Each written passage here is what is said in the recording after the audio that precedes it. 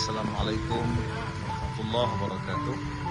Ini di depan Masjid Abu Sufi ada pembangunan lokal untuk belajar anak-anak santri. Juga di depan Masjid Yakub Aliga posisinya dia.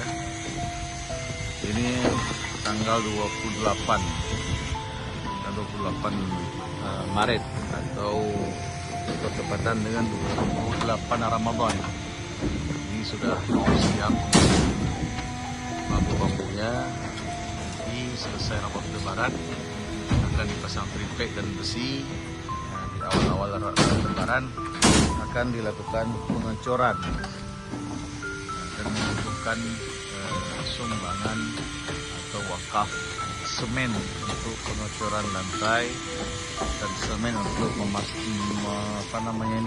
plaster dindingnya.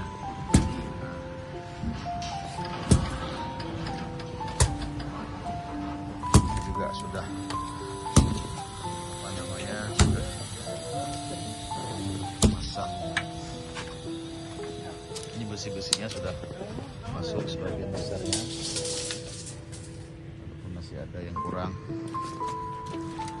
sedikit lagi.